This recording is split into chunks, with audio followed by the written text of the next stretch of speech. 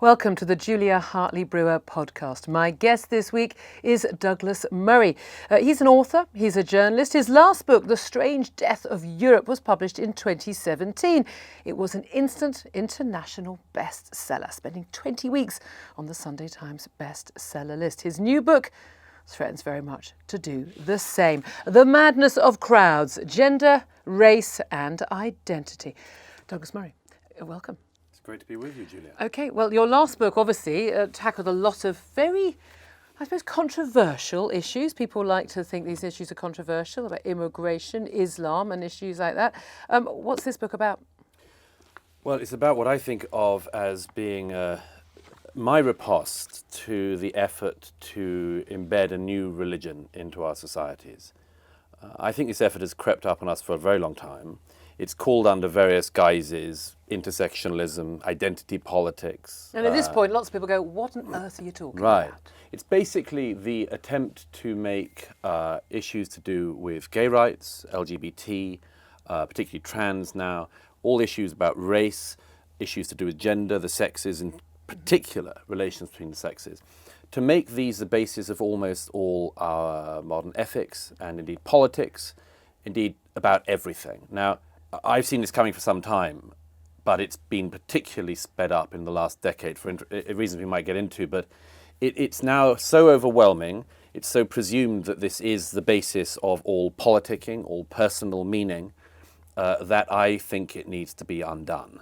Okay, now this is a massive sea change, isn't it? I can remember very much being brought up in, I'm born in the late 1960s, brought up in the 70s and 80s by very lefty, liberal 60s parents, and certainly not brought up to be racist or sexist or homophobic or any of the is or icks. And all that was about, you saw people as individuals. And this has been a really big theme in the post-war years, isn't it? About, you are Douglas Murray, you may or may not be a white man, I'm Julia Hartley Brewer, white woman, my white privilege, of course, we'll get onto that. But we're individuals and are to be judged based on what we do, what we say. The content of our character. As famously Martin Luther King had to say. Now people are judged based on which group they belong to, and particularly which victim group they belong to. Right. I compare it to seeing a train drawing into its desired destination, and just as it seems like it's about to draw in, suddenly getting steam up and shooting off down the tracks into the distance and scattering people in its wake. This is the case, I submit, with gay rights, everything to do with racial rights, everything to do with women's rights, that basically we weren't completely there, but we were pretty much as near as damn it. And then something happened, and all of these things went roaring off down the tracks. When the situation had never been better, it was suddenly portrayed as if it had never been worse. Now, this is the key thing, isn't it? Because I meet, as a 51-year-old, an awful lot of young women. I mean, let's talk about women first and gender first, because there is so much to talk about. I do in each chapter. I do gay in one chapter, I do women, I do race, I do trans. And various things in between. So let's start with the women thing, because I'm constantly being told, A, that I'm not a feminist. Okay, play along with that. And B, I've got internalised misogyny, because I don't accept that women are all victims all of the time. Talk about that. I'll tell you what I think this is. I think it's... wait a second, are you mansplaining to me right now, Douglas? I'm certain to be. I'm certain to be guilty, as you are, of so many problems. I think this is nothing more than brute politics. The problem is you're not the right kind of woman. You don't have the right kind of views. You don't have the right kind of politics. You're not allying yourself with the desired group politicking. I get this. I get it a little bit for the gay thing. My only tiny card I can play in this silly game. The one bit of privilege you don't have to acknowledge. And this... There's become in all of these issues, particularly to do with women, but it's been happening in recent years to do with gay, LGBT, it's been happening in relation to racial rights. People are portrayed as not being of the identity group that they are undeniably a part of if they have the wrong politics. So, in recent years, a very prominent example was Germaine Greer. There's one particular issue, a debatable issue about women's rights at the end of the road, which is whether or not trans women are women. And she won't do that And so she gets cast out of feminism. And as I say in the book, I quote people saying, Germaine Greer is no longer a feminist. And you want to say, you what? If Germaine Greer isn't a feminist, and nobody's a feminist, it doesn't mean anything anymore. But this same thing has happened in everything. I give the example of Peter Thiel, the famous Silicon Valley tech billionaire. He happens to be gay. At the Republican convention in 2016, he comes out for the Republican nominee. That's not allowed. He's immediately denounced by the main gay publication in the US as not gay. They say he may sleep with men, but in no other sense is he gay. Okay. And the same thing has happened with racial issues. Yeah.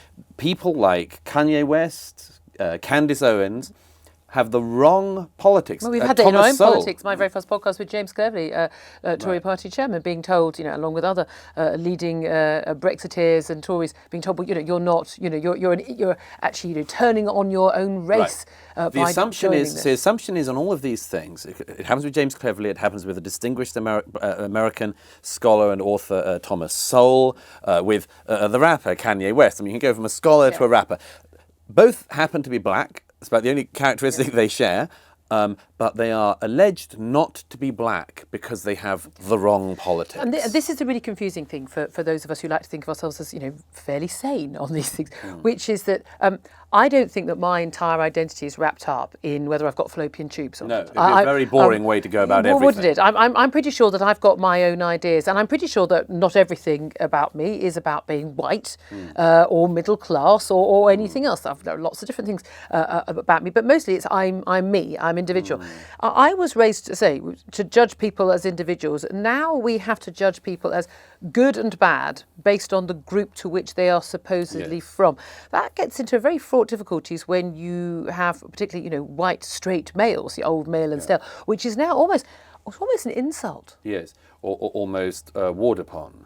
There's an attitude of revenge in the air. That they've done something wrong. Yeah, and one of the points that I try to do with this book is not just to undo this game that's being played, for game it is, but to explain why it's dangerous and why we need to get out of it. And one of the reasons is we cannot get stuck in this because there will be a game played back. Yes. You can't war on men for being men and not expect some kind of backlash. You can't war on people because of their skin pigmentation and not expect a backlash.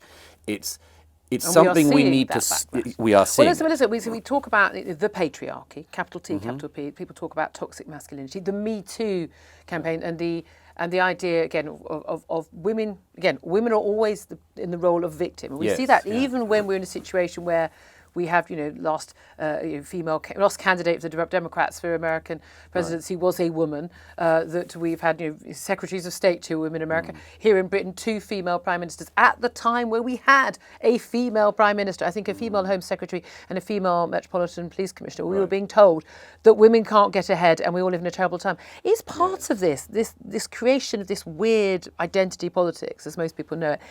Is that because we've never had it so good? I mean, I went into political journalism at a time when there were very few women doing it. And I'm told constantly now by women who are now, half of the mix, that, I'm not a feminist and I can't quite work out what it is they think I've done wrong other than staying around for so long. But, and you say, having the wrong views. But is it that the people who are saying this now, largely young, but sometimes older, people who are old enough to know better, is it that they just don't know how far we've come?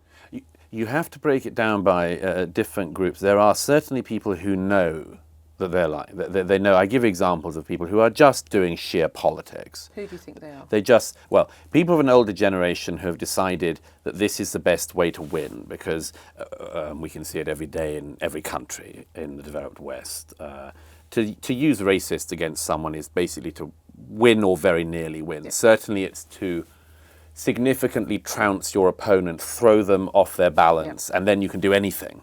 Well, they're a bad person, so you've already won.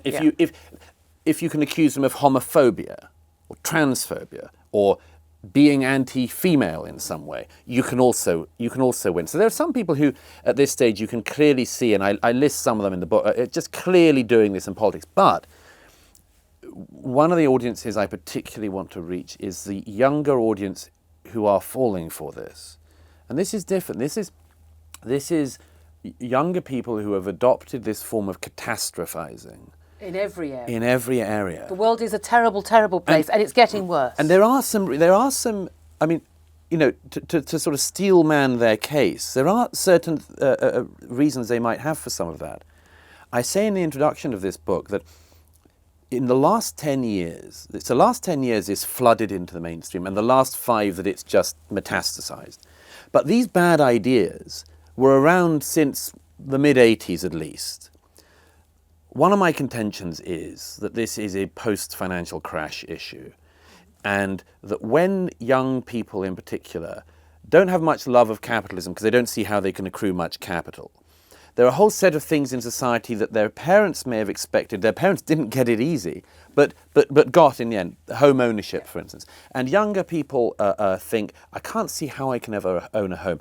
It's perhaps inevitable that in that situation you are vulnerable to an ideology which says you could solve every form of human inequality and inequity in the world.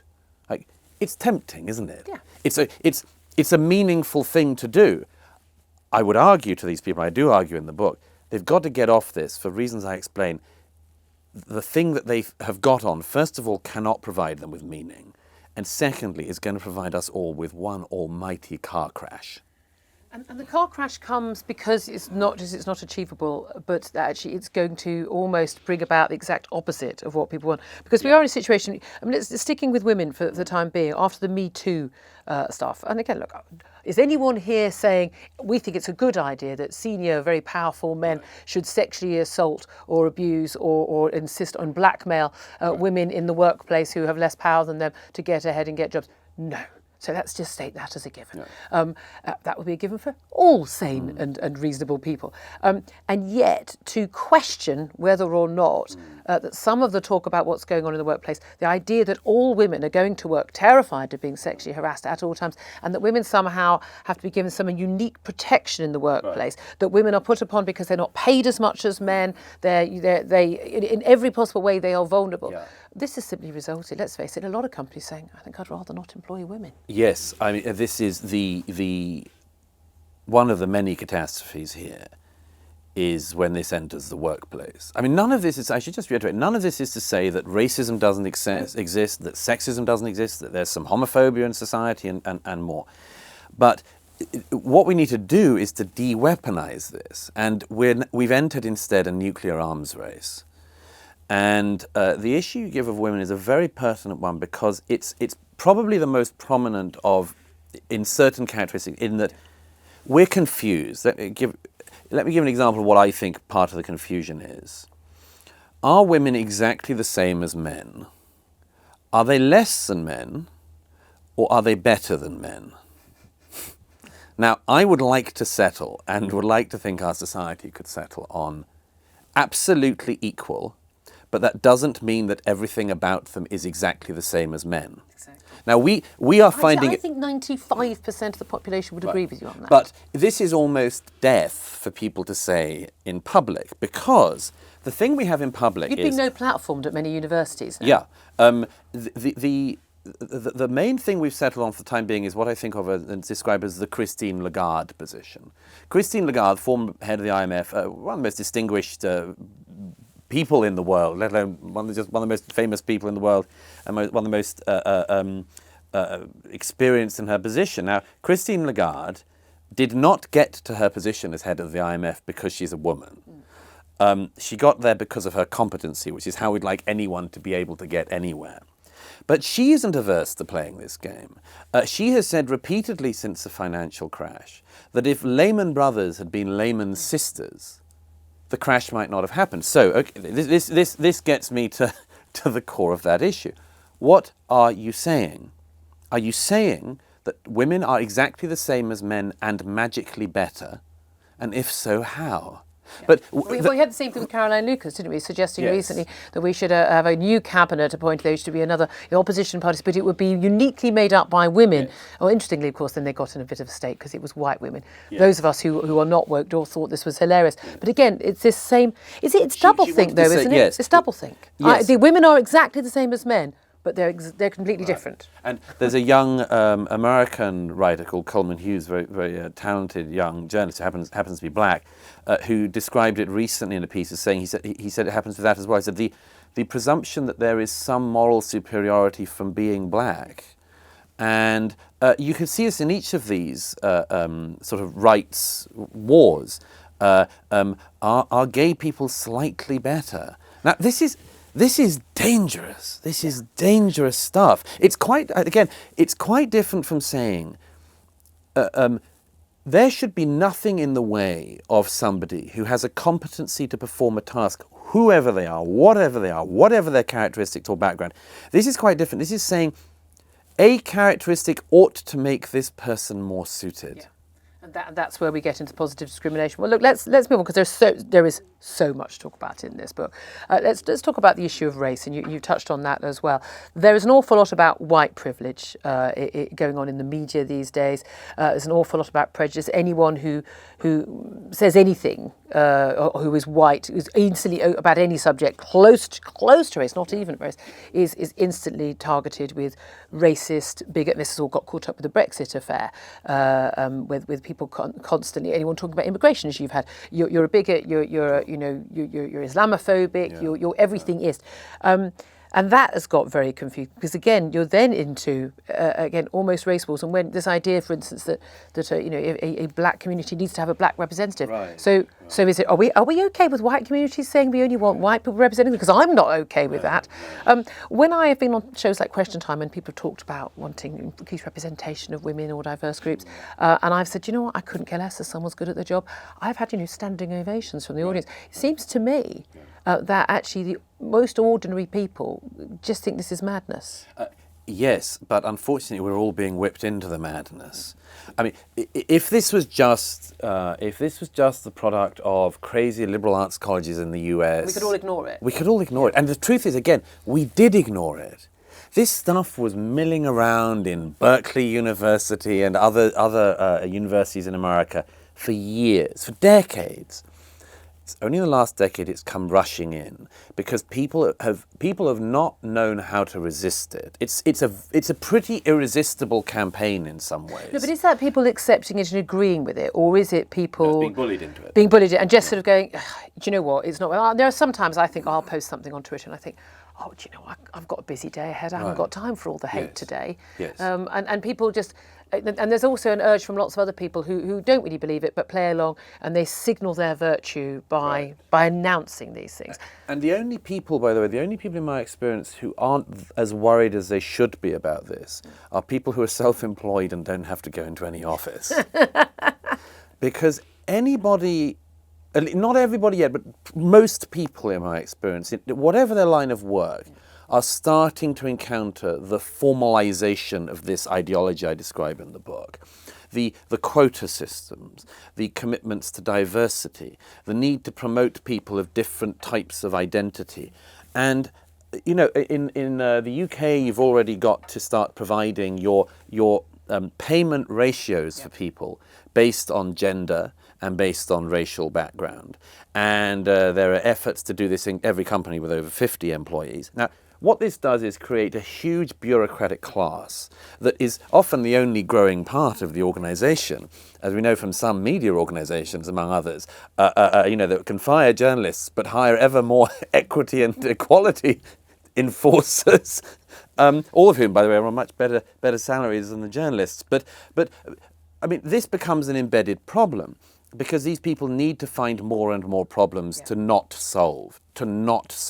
Because if you solve them, you're out of a job. You're out of a job. So, but again, that implies one could solve the problem. Right. So that's one of the other things. All of this is unsolvable. Why do you say that? Well, can we ever ensure? I mean, the language around it, the extremism of the language is a terrible giveaway. Can we be absolutely sure that we can create a situation in the world where nobody has any forms of bigotry towards other people? No. You're not saying, we just accept that some people are. I mean, look, there are employers, there are landlords, there are people in daily life who will not accept a tenant or give a job to someone because they're black or Asian. Those people exist. So those blind tests have shown that is absolutely the case. But we don't just say that's okay. No, but we have among other things legal protections for much of this, if not most of it by now. And this effort to come out the other side of it and enforce a version of this, for reasons I lay out in the book, is already starting to undo it. Let me give you an example. What happens when you decide to enforce gender quotas in a company? First of all, of course, there's a misapprehension that if you, for instance, put more women on a board doing interviews, that they will inevitably recruit more women. In fact, the research shows quite the opposite is the case, which is fascinating. But it's just not the case that women automatically want to employ more women. But take the example of that. If you do play the game of swift, leg up in the company. This is the positive discrimination. It's like the all-women shortlist in Right. the Labour Party in What 1997. do you do? What do you do but give people a leg up who are very nearly there anyway? Or people who wouldn't make it otherwise, who shouldn't be there. Right. So we have the phenomenon in the British Parliament of whenever people want to accelerate the ethnic diversity one, you see a version of this. This happens as well in companies, which is you say we need more representation from X ethnic group. And you give people a leg up who are very nearly there anyway. And I mean, there are specific examples, I don't want to name names, but you get a lot of black old Etonians. Okay. Yeah. Or you get a lot of women who've gone to really good schools and the best universities. And there's something down the line from that which people then discover. And I've spoken to so many people from the corporate world who've given me exactly the same story. Somewhere along the line from this, you discover you're doing really well on female representation. You're doing really well on LGBT representation. You've given all the gays a leg up, and you're doing pretty well on racial quotas, and you discover you've got no class mobility. Yeah. None. But Because you've just accelerated all the people who were nearly there anyway. What are you going to do about that? Nobody knows. Yeah. But again, and then that's picking and choosing. So which group takes priority, which doesn't? And we see this this falling away in these constant attacks on working class white Brits, constantly told they've got white privilege, Right. and sitting on a council estate in a sort of a former manufacturing town, being Right. told in your housing estate, look at you with all your white privilege. I think I could understand why they're saying, really? Yeah, what J.D. Vance shows in Hillbilly Elegy, these people who are told at the end of being unemployed for a lifetime in a desiccated rural community that they also suffer from privilege. Yeah. I mean, one of the things I want to try to undo in this book is this privilege game by pointing out why, again, it's not going to work. The privilege one is toxic itself for a lot of reasons. You have to declare it at the beginning. We see all these, Well, you have to declare it even in a tweet or in a social media post of any kind or at the beginning of a speech.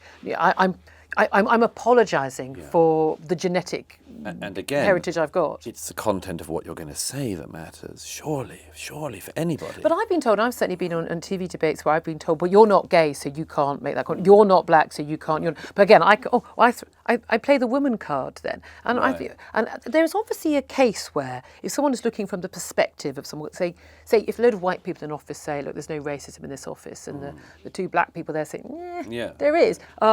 Worth listening to. Sure. It doesn't necessarily make people right or wrong, but it's clearly someone is coming from the perspective of being the victim of it or seeing it through different eyes.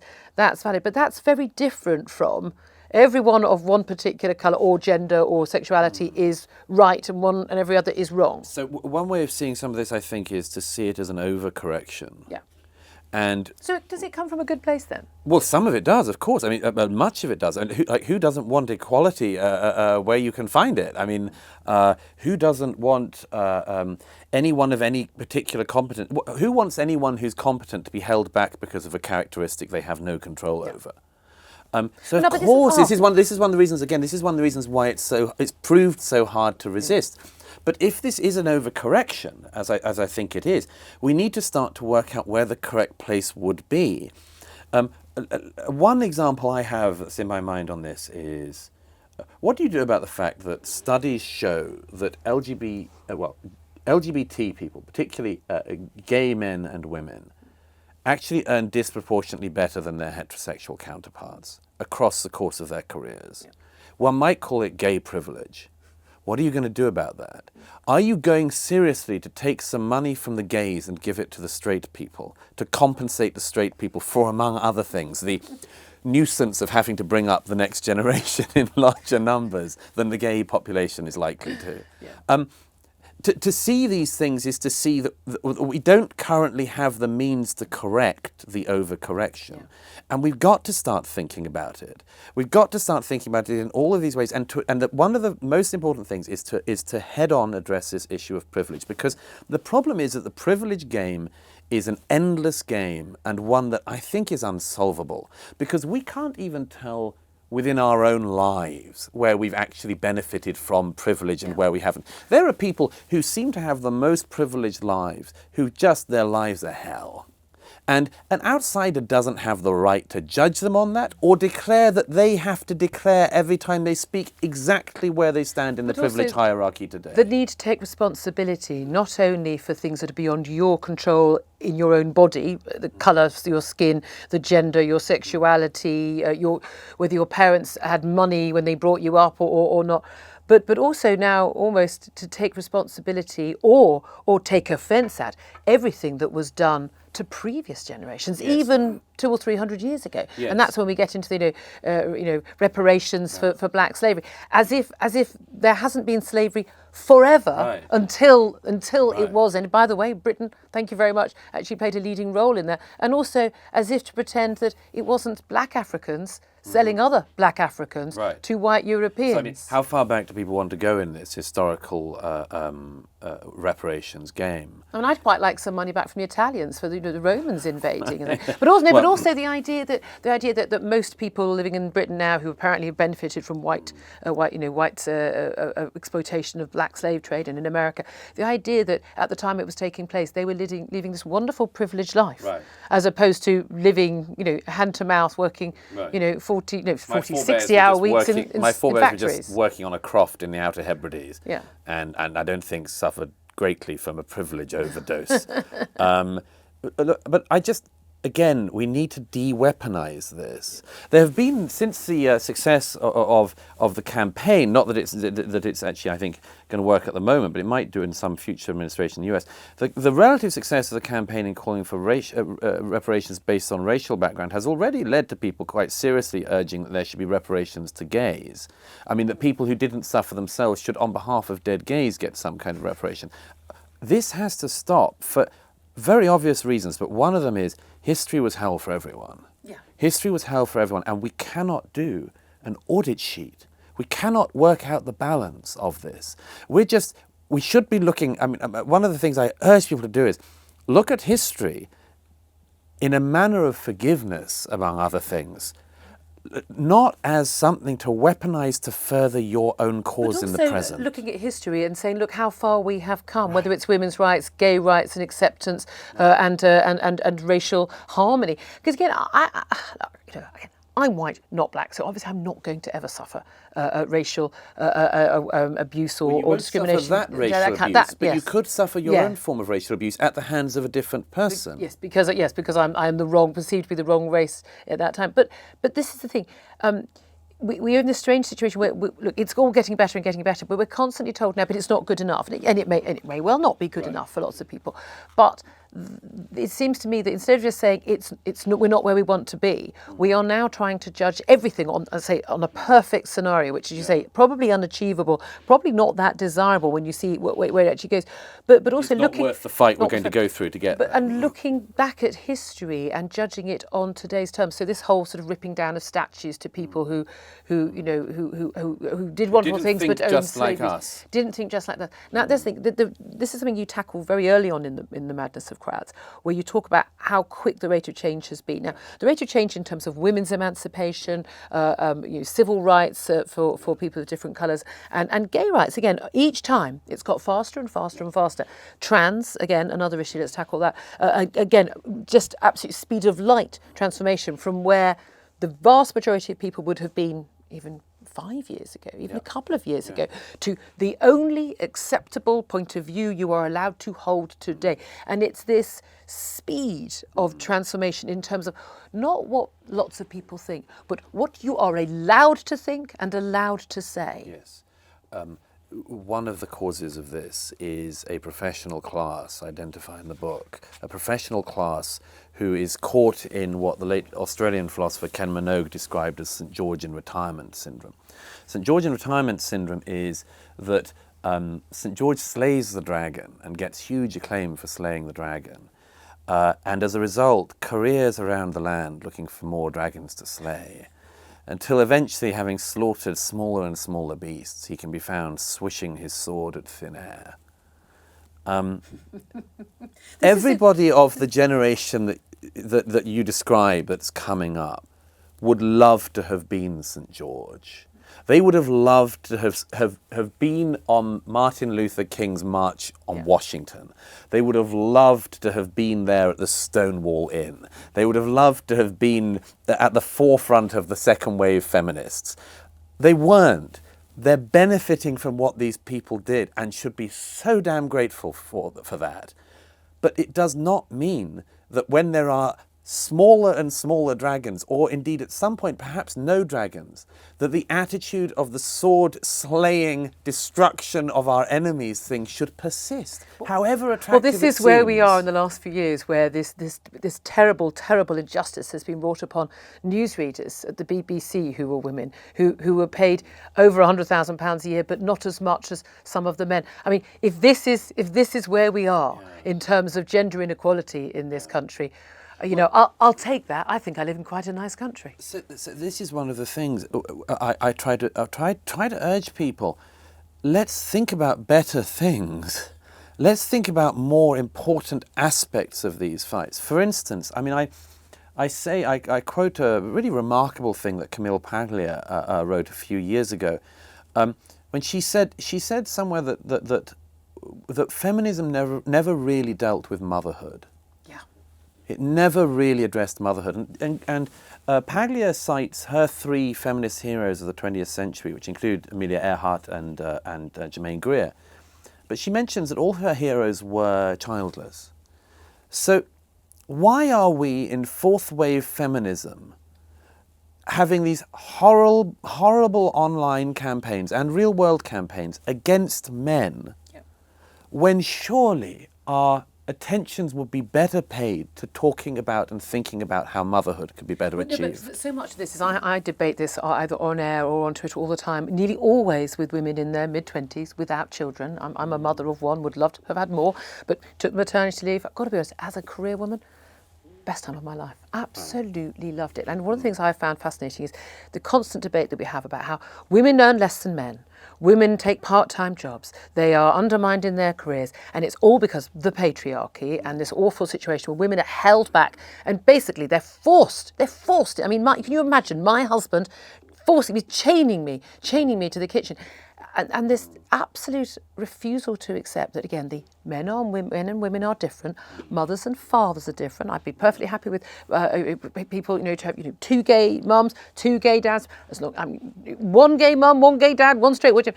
Parents are different, and different genders perform different roles. But crucially, is that I want, as a mum, to be at home with my daughter whenever I can be, given the precepts of my career, and most women do. The fact that the polls say again and again that most women want to work part-time, certainly when they've got children who are under the age of secondary school, and yet every single government policy pushed by the feministas, not feminists, I don't think they're feministas, it tells women you should be out at work, you shouldn't be looking after your children, your man should be doing it, whether he wants to or not. Right. And it's almost like totally just upsetting the entire apple cart without ever asking the women what they want to do themselves. Right. And you see, I can't help thinking that in all of these things, there's a double problem going on. One is we're pretending to know a lot about things we don't know enough about.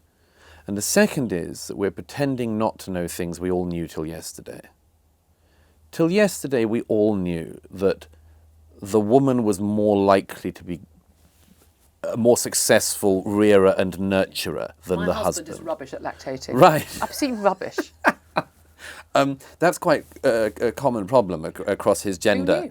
But, we have been... One other way I try to think about this is, why have we decided... back up a moment on the LGBT bit on this, because the LGBT bit and the feminist bit on this is really important. we've been going through this period where, in order to gain rights, it's been seen as being necessary to say that what might have been portrayed as a software issue is a hardware issue. So gay rights succeeded most when it was portrayed, rightly or wrongly, I think mainly rightly, but there's still a dispute about this, which is why we shouldn't be quite so certain, that it wasn't a matter of a lifestyle choice, but a matter of born this way. Now, as I say, we should be less dogmatic about this. It's irrelevant, but that's been the well, argument. it's not that entirely I haven't irrelevant. chosen it, and therefore Yeah. you can't criticise. It's not entirely irrelevant because it is relevant for the rights claim, because more and more sympathy can be accrued if you say it's something you can't help. Yeah. So, like, don't be a git about it. It'd be like, why don't we tease people for being disabled? Because like, what kind of a monster would pretend that person wanted to be in that situation? It's not like they chose it. So we know that hardware issues are quite rightly more deserving of sympathy. Now, the trans issue has campaigned for sympathy in recent years based on that. But here's the thing. At the same time, we've tried to say that these things, which may or may not be hardware issues, are hardware issues. We've pretended that being a woman is a software issue. That's a very good point. A matter of choice. It's a matter of choice, yes. The feminist theorists who have been deranging the universities and then were allowed to have their crazed ideas flood into the mainstream in recent years, claim that being a woman is a matter of performativity. If you perform being a woman, you become one. If I performed long enough, I would effectively have a uterus. It ain't going to happen, however hard I perform. And one of the things in this is, again, I don't want young people to be lied to. Yeah. I don't want young women to honestly think that their biological clock continues at the same rate as the male biological clock, because you will have the situation, and I know, and I think we all know, a lot of women who are in this position, that they've been told that, they imbibed that, they believed it, and then they discovered they've been lied to. And you can see this. I give the example. I'm very dubious about some of the issues around gay parenting, for instance. I don't. It's true you can have children if you're gay, if you're rich. Yes, you can afford the IVF. If you can afford the IVF. I don't like this idea that you say to young gay men, particularly because young gay women it's a bit easier in a way, for a very obvious reason, that they can just become parents if they want. It's a bit harder than that. That isn't to say that nobody who's gay should bring up children. It's not that at all. It's just, can we please have an honest discussion about some of this? And we've deliberately avoided having honest discussions on all of this because we think we can't handle it. And because immediately someone will shout transphobe. And even what you've said now, perfectly reasonable, measured, thoughtful comments, you're instantly going to be labelled a transphobe. And the thing, the trans issue has really come to the fore in the last few months, certainly in the UK. I know it's been a big issue in the United States, particularly over issues of prisoners, male prisoners, often actually convicted for sexual offences against women, now identifying huge percentage of men in prison now identify far greater than the outside population as women. Yeah. To get transferred, you get to a women's prison. We've actually had an incident in court, a court case in which the court case they actually heard in court. This blows my mind. The prisoner was referred to by her chosen name, even though quite clearly biologically and was still intact a male. She assaulted the woman prisoner with her penis. And that was said in court, and people were expected to keep a straight face. Now, this is exactly the sort of thing we were told wouldn't happen. Exactly, and also we've got the issue again, the whole places like Topshop saying, yes, we absolutely, we completely accept anyone who identifies as a woman can go in the ladies' changing room. You know what? Not when my 12-year-old's in there. Right. He or she can't. If you've got a penis, I don't think you should be in that changing room with my 12-year-old. I don't think that's transphobic. I think that's just being a good mum. I think that the trans one, we have to think really carefully about the trans one, and that is perhaps the best example of something we're pretending we know about when we don't. You think, no, but most people aren't pretending. Most people are just saying, this is all insane. Sure, you and I know that, and they're saying it in private. Yeah. They're saying it in private.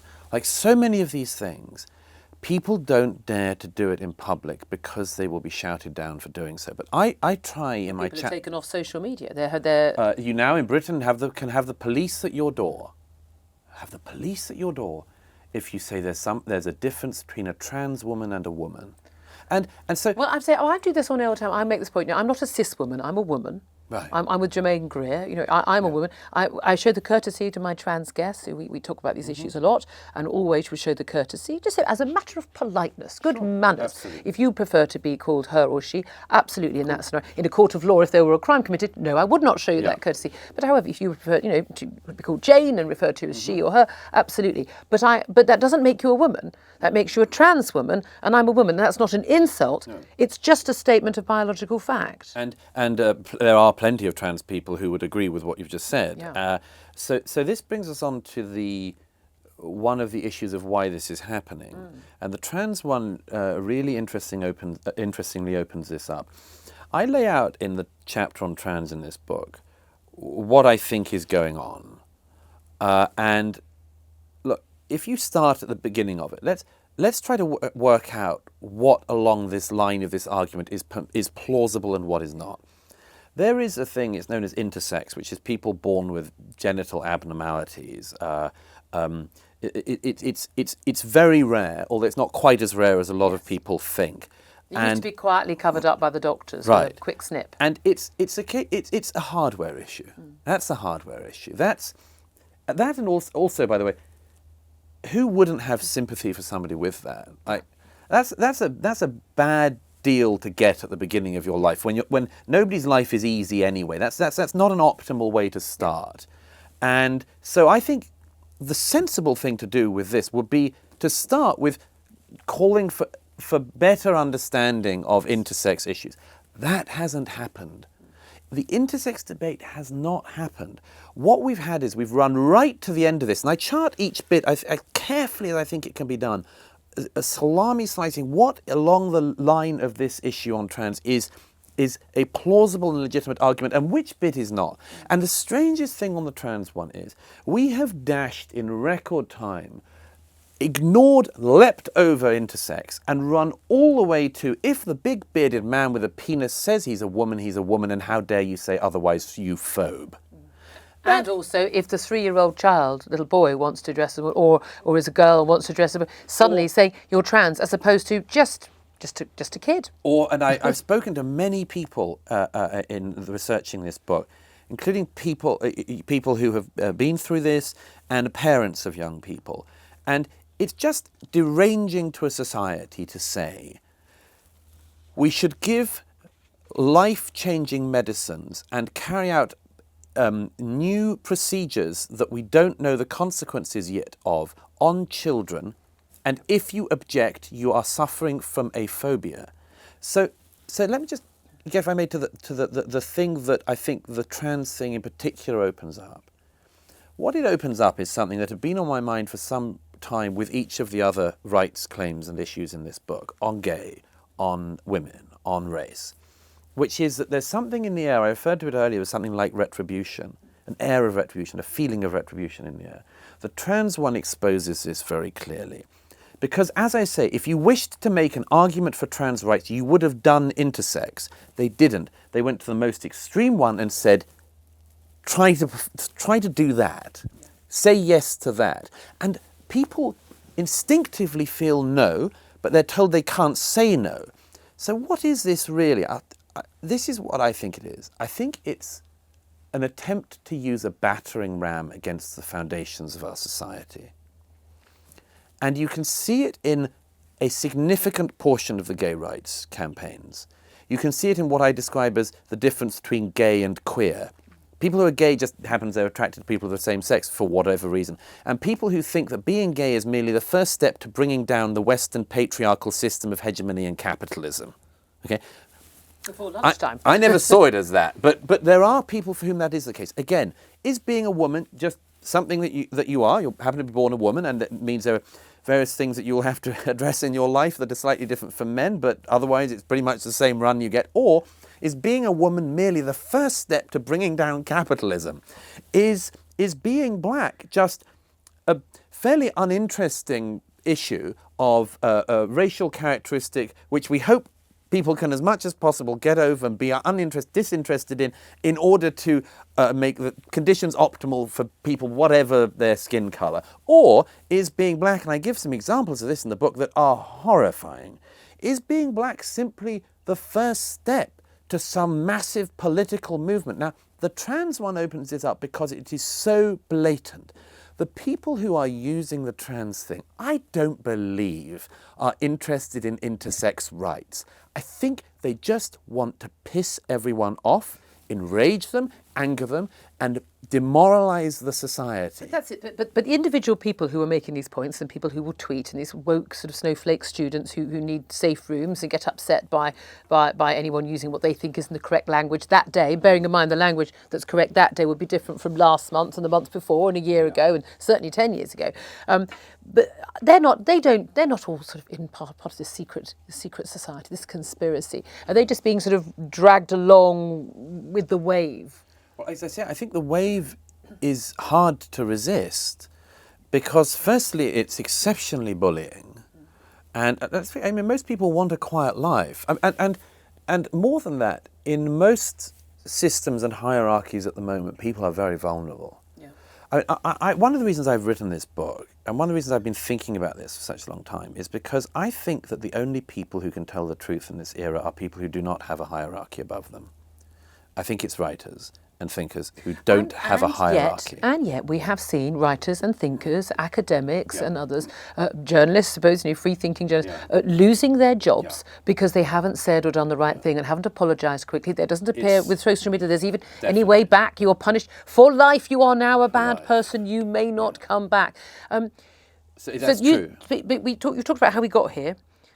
I think the vast majority of people in this country and in many other country watching this right now or listening to this right now, I think will agree with you and me, not just because they particularly chose to tune in to Douglas Murray and Julia Hartley Brewer talking, but because most people are sensible. Most people are getting on with their lives. They can see what makes us similar and they can see what makes us different. Most people we know, certainly in Britain, are not racist. Sure. We know that we have an extraordinarily good record on this. Huge rate of, for instance, mixed race marriage. Huge acceptance of gay right to marriage. All of these things better massively and better year on year. Absolutely. And in terms of, we've had 2 women prime ministers. Don't tell me there's a glass ceiling for women if they want to get there. The reality is, though, those people are representative of, vast majority of sensible people.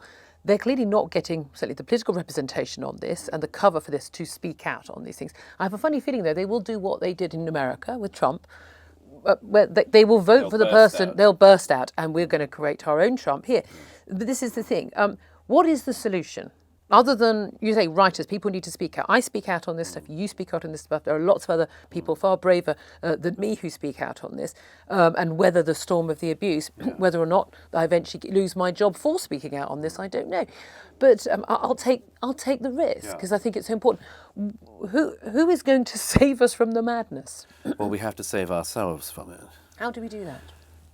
Firstly, we have to recognise what it is that's happening. We have to recognise the full grandiosity of the effort. It's not just accidental that all of these tripwires exist in exactly the same way. It's not just a silly little thing about pronouns. It's no. or a silly little thing about trying to be right on or being woke. You think it's much more sinister and significant. Well, it's not just sinister. It's a serious claim and it should be taken seriously. I think this whole issue is basically the grandest effort since the end of the Cold War to create a totalistic structure for our societies. What do you mean by that? To embed an entirely new form of metaphysics in the society. To make the products of liberal rights the foundations of liberal rights. And one of the reasons why I say this cannot work, it will not work, is because all of these things are wobblier than we like to pretend. As we can see, and that's where the whole phrase, the left will eat itself. So when you end up with the sort of the trans groups against the revolutionary feminists, yes, because, well, first of all of them are unstable components in and of themselves. We just don't know as much as we're pretending. But the second thing is they all run against each other. So the intersectional theorists think that what's happening here is that there are systems of interlocking oppressions. And if we unlock them, we end up in what state? Something they haven't quite figured out yet, but it's obviously nirvana, justice. surely. It's nirvana of some kind. Like the Marxists, they're very, which they get lots of ideas from, it's sort of left opaque because otherwise all the claims will look ridiculous. So that's the first thing. They claim this is going to interlock, and in fact, it all goes in at an angle. it deranges. You can't do the women thing and the trans thing simultaneously. You can't do the trans thing and the gay thing simultaneously. And there's a big issue now with race because we have, for instance, things like the case in Harvard of Asian students suing the University of Harvard because Harvard, in its effort to get more black Americans into Harvard, which is a perfectly noble aspiration, nevertheless ends up being racist. It ends up marking down Asians on characteristics to do with personality in order that Asians don't come in to Harvard in the numbers they would come into. Because they're getting the grades. So my point is, we have to lean less heavily on these heuristics. We have to lean less heavily on these claims. But the first thing is we've got to realize what this is and take it seriously. Identify the problem first. And then we've got to undo it. And then we need to work out what we should spend our time doing that is better. I don't deny that one of the reasons this has caught on is because it fills a void. It fills a void that exists in the capitalist, democratic, liberal West, where to some extent people are bored, to some extent they don't know what to do, to some extent there is little speaking to the void in their lives.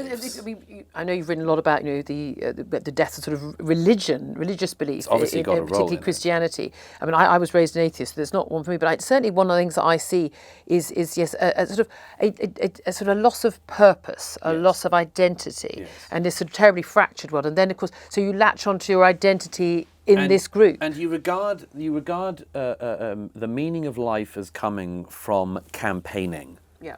That's why when Time magazine puts trans issues on the cover in 2015, it says the new rights battle ? Okay, but they want a battle. Now, I urge people, among other things, to think differently about what the purpose in their lives should be.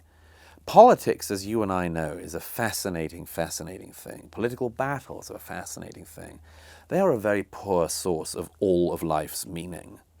It's a very bad idea to lean on that for all of your sense of meaning in life. So, first of all, it's to say, what ought we to be doing? A second thing in that, by the way, is why do people think that it's going to be that interesting to work the interlocking natures of this out?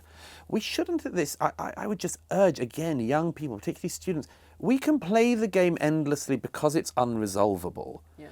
Why aren't people trying to work out what we can do in this generation? Why?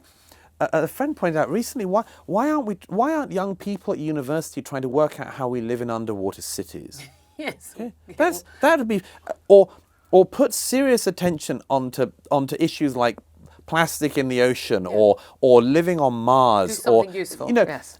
Rather than working out all the issues of your own characteristics and trying to weaponize them against other people. But also thinking that, I do think there's a massive issue with young people today, what do I sound like? That they think that the world is a terrible place. Or by every metric, every single metric, the number of people who die in wars from disease, how long people live, child mortality, maternal mortality, literacy, people living in poverty. There is no metric at all, which is not just getting better, but getting better at this scale. Exponentially, and exactly, we seem not to be very good at realising our luck.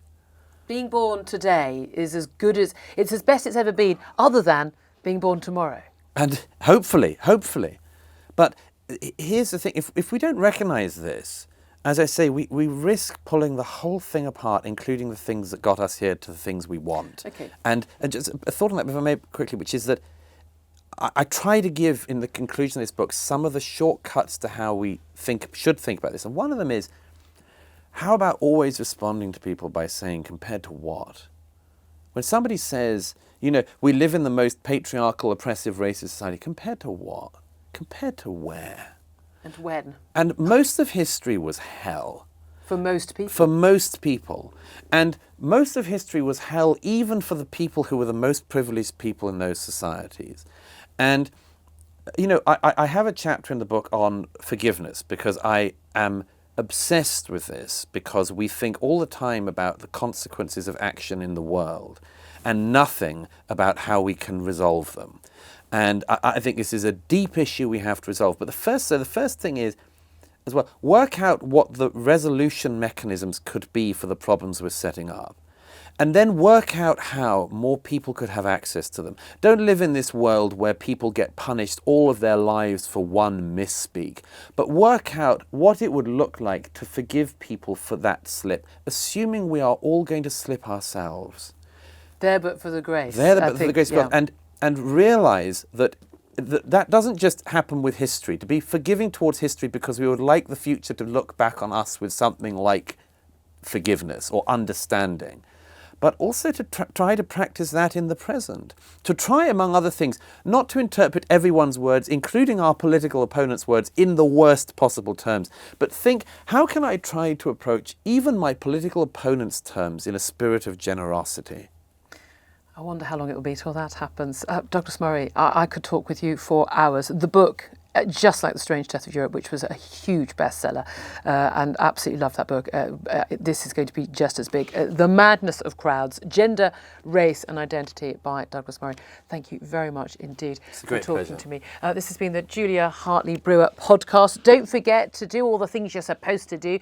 Video podcasts and like. Can you like it? Can you review it? Say something nice if you can. And please subscribe as well. And thank you very much indeed.